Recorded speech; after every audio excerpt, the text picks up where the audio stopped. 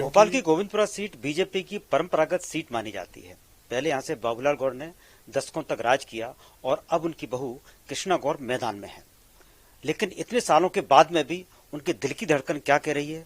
उन्होंने भी पूरा चुनाव प्रचार किया, अच्छे से चुनाव प्रचार किया, लोगों तक अपने दिल की बात भी पहुंचाई। लेकिन अब उनके दिल का हाल क्या है, ये हम जानेंगे और आज हम डॉक्टरी तरीके से भी जानने की कोशिश करेंगे कि इनके दिल का हाल क्या कह रहा है। देखिए कृष्णा जी, आपकी धड़कनें तो काफी बड़ी हैं। नहीं, आप कुछ भी कह लें, लेकिन गोविंदपुरा विधानसभा क्षेत्र मध्य प्रदेश के 230 विधानसभाओं में एकमात्र ऐसा क्षेत्र है जहां भारतीय जनता पार्टी लोगों के मन में, मस्तिष्क में रची बसी है। चाहे कुछ हो जाए, इस बार भी आप देख लीजिएगा, हर बार से इस बार और ज्यादा लीड मिलेगी। इसलिए धड़कनें बढ़ाने का सवाल ही नहीं, हमारा काम तो दूसरों की धड़कनें बढ़वाना है। क्या आप देना चाहेंगे जब आप चुनाव जीत जाएंगे? तो आपको क्या लग रहा है क्षेत्र में किस तरह का विकास होना चाहिए या किस तरह की सौगातों की और जरूरत है वहाँ? देखिए, मुझे लगता है कि ये वाला चुनाव जो था मेरे लिए कई मायनों में बहुत महत्वपूर्ण चुनाव था। एक तरफ तो मेरे बाबूजी के बिना ये चुनाव मैंने लड़ा था और इसलिए इस चुनाव को अच्छे से लड़कर अच्छी जीत के साथ उन्हें श्रद्धांजलि देना थी। तो इसलिए हमारा पूरा फोकस चुनाव की तरफ था। दूसरा, 2018 का चुनाव था, तो बहुत सारे लोगों ने ये कहा था कि गौर साहब के परफॉर्मेंस के आधार पर इनको जीत मिली है। लेकिन 2023 का चुनाव जब हमने लड़ा है और जो परिणाम आएंगे वो निश्चित रूप से 5 साल मेरे कामों के आधार पर ही मिलेंगे। तो परिणाम आने में देर है और मुझे पूरा विश्वास है कि गोविंदपुरा की जनता इस बार भी ऐतिहासिक विजय हमको देगी। तो मुझे लगता है कि जनता का इतना प्यार, इतना स्नेह, इतना विश्वास जब मेरे प्रति है, मेरी पार्टी के प्रति है, हमारी सरकार के प्रति है, तो स्वाभाविक रूप से और ज्यादा समर्पण से और ज्यादा ऊर्जा से आने वाले 5 वर्षों में हमें काम करना है। और आने वाले 5 वर्षों में गोविंदपुरा विधानसभा क्षेत्र में कई बड़ी सौगातों के साथ एक बेहतर इंफ्रास्ट्रक्चर देने का हम काम करेंगे, नई नई सौगातें देने का काम करेंगे और लोगों के विश्वास पर फिर खरा उतरेंगे। कांग्रेस ने भी आपके विधानसभा क्षेत्र में खूब मेहनत की, तमाम तरह के आरोप भी लगाए, विकास की बात भी करी, तो कहीं न कहीं आपको लग रहा है कि दिल थोड़ा सा उधर जा रहा है कि क्या होगा? बिल्कुल भी नहीं, जरा सा भी नहीं, 0.1% भी नहीं। पहले दिन से ही हमको इस बात का विश्वास था कि गोविंदपुरा में इस बार हमारी ऐतिहासिक विजय होगी।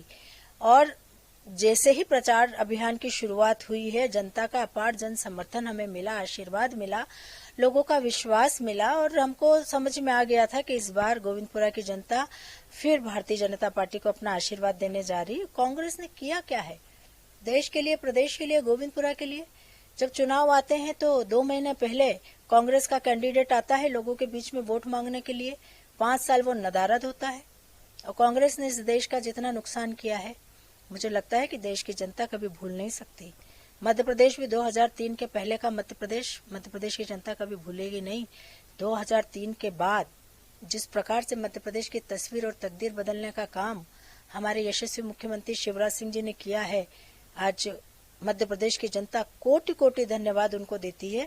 और खासकर लाडली बहनें इस योजना के माध्यम से एक मास्टर स्ट्रोक गेम चेंजर योजना साबित हुई है और लंबी लंबी लाइनें लगकर बहनों ने भारतीय जनता पार्टी को आशीर्वाद दिया है, अपने भाई को आशीर्वाद दिया। लाडली बहनों की बात करें तो आपकी सरकार 1250 रुपए दे रही है, कांग्रेस कह रही है हम सत्ता में आते हैं तो 1500 रुपए देंगे।